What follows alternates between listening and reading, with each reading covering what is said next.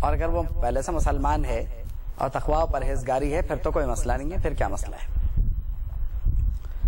یہی معاملہ جو ہے وہ مرد کا ہے، وَلَا تُنْكِحُ الْمُشْرِكِينَ حَتَّى يُؤْمِنُوا، مشرک مردوں سے نکاح نہ کرو اپنی بیٹیوں کا یا اپنے گھر کی عورتوں کا یہاں تک کہ وہ ایمان نہ لے آئیں۔ وَلَا عَبْدٌ مُؤْمِنٌ خَيْرٌ مِّن مُشْرِكٍ وَلَوْ أَعْجَبَكُمْ، اکثر یہ ہوتا ہے کہ رشتہ دیکھنے والے جب رشتہ دیکھتے ہیں تو وہ کوئی کرائٹیریا مقرر نہیں کرتے، وہ کہتے ہیں ارے پیسہ ہے، دولت ہے، یہ ہے، وہ ہے، پسند آ جاتا ہے۔ قرآن فرماتا ہے کہ کوئی بھی پسندیدگی کا معیار تم نے رکھا ہو، اگر وہ ہے بھی تو کوئی بات نہیں، وہ ناقابل قبول ہے۔ اصل معاملہ جو ہے وہ ایمان کا ہے۔ مطلب یہ ہے کہ کسی کا مال، کسی کا حسن، کسی کا کوئی اور معیار ایمان کے مقابلے میں قابل ترجیح نہیں ہے، کیونکہ شادی بیاہ کا معاملہ کچھ اس طرح کا ہوتا ہے، شادی سے جو رشتے طے پاتے ہیں اور جو رشتے ہوتے ہیں وہ کچھ اس طرح کے ہوتے ہیں کہ پوری زندگی کا معاملہ ہوتا ہے، اور اس کے بعد دونوں خاندانوں میں ایک ایسا تعلق بنتا ہے جو اٹوٹ ہوتا ہے اور جس سے رشتے عمومی طور پر گہرے ہوتے چلے جاتے ہیں۔ اس پر لازمی بات ہے کہ یہ جو رشتے گہرے ہوتے ہیں پھر اولادیں ہوتی ہیں اس کے نتیجے میں، پھر یہ پھر وہ، تو بہت سارے معاملات جو ہیں وہ الجھ جاتے ہیں۔ عام طور پر یعنی شادیوں کے بعد ایک انڈرسٹینڈنگ ایسی بن جاتی ہے کہ اگر وہ مخالف عقیدے یا مخالف مذہب کے ساتھ کر دی جائیں، اس وقت اہل کتاب موضوع بحث نہیں ہے، مخالف عقیدے یا کسی ایسے سے کر دیا جائے جو توحید کے قائل نہ ہو، تو اگر اس سے کر دیا جائے تو اس بات کا بہت امکان ہے کہ لڑکی کا مذہب اور عقائد خراب ہو جائے، اور وہ اس لیے بھی کہ عورت کبھی نہیں چاہتی کہ گھر تباہ ہو۔ کچھ ایسی ہی صورتحال مرد کے ساتھ بھی ہو سکتی ہے، یعنی وہ اس کے دین سے متاثر ہو جائے، ایسا بھی ہوتا ہے، اور عمومی طور پر کچھ ایسا واقعات اگر زیادہ نہ بھی صحیح تو کم و بیش ایسا واقعات دیکھنے میں آئے ضرور ہیں کہ ایسا عمومی طور پر ہو جاتا ہے کہ کسی پر کسی کا دین غالب آ جائے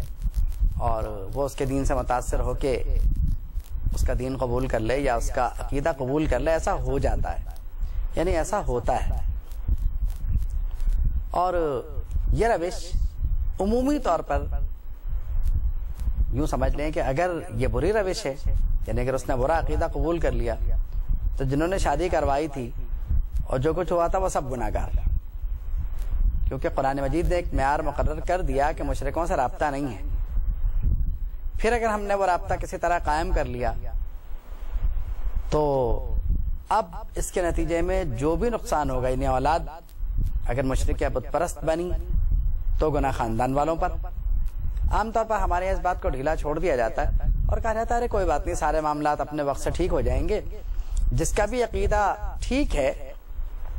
اور جس کو بھی وہ غلط سمجھ رہا ہے یا مذہب غلط ہے اس کو وہ یعنی سمجھ رہا ہے کہ یہ ٹھیک ہے جی نہیں ہے، تو وہ عمومی طور پہ کیا کرتا ہے کہ چلو ٹھیک ہے اپنے وقت سے معاملات ٹھیک ہو جائیں گے۔ اس وقت تو صورتحال کچھ یوں ہے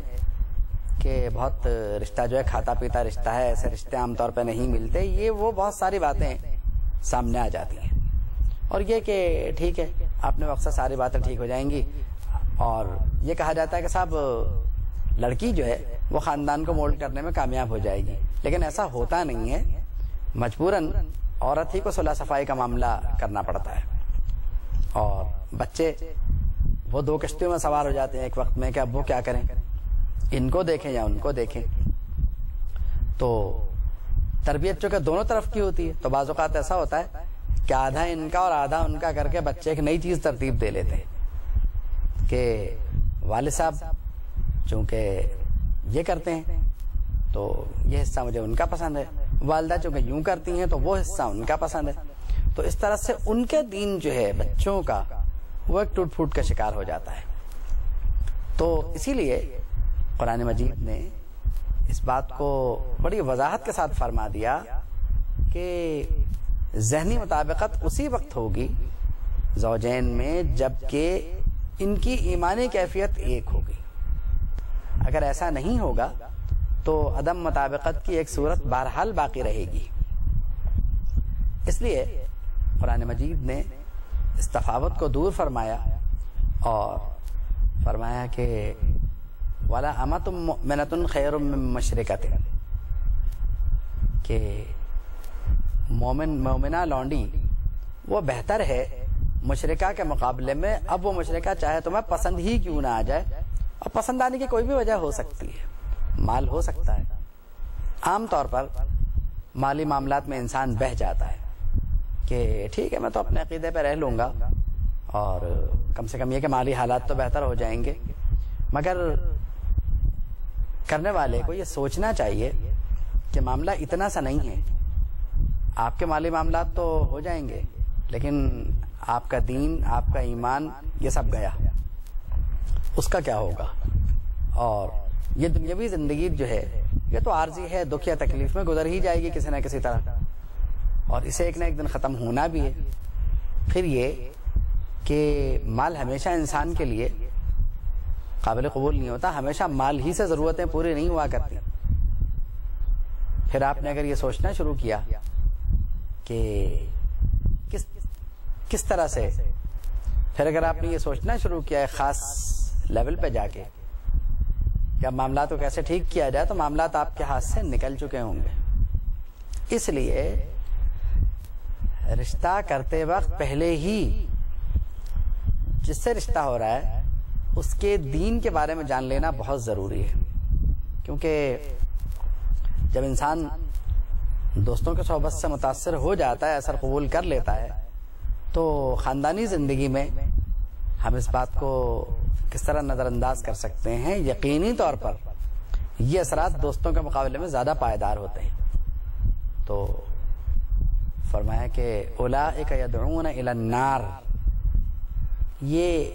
لوگ تمہیں بلاتے ہیں آگ کی طرف. اور اس قسم کے جو رشتے ہیں، یعنی ایسے غلط فیصلوں سے انسان آگ کی طرف جاتا ہے. تو آپ یہ دیکھیے کہ شادی بیاہ اگرچہ اسلام کے مطابق ہے لیکن اس سے بھی جنت یا جہنم وابستہ ہے. مفسرین نے یہاں ایک بڑے کمال کی بات لکھی. انہوں نے کہا کہ اگر انسان توحید کے قائل بھی ہے اور نبی کریم صلی اللہ تعالی علیہ وسلم سے متعلق معاملات ٹھیک نہیں ہیں، تو بھی اس معاملے پر غور کرنا چاہیے، کیونکہ اس کا ایمان بھی مکمل کیا بلکہ ہے ہی نہیں. تو عام طور پر غیر مذاہب سے ہمارے یہاں جہالت کی بنیاد پہ مطابقت کی کوشش کی جاتی ہے، جو کہ غلط ہے.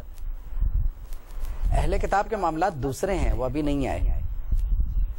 وہ آگے جا کے آئیں گے.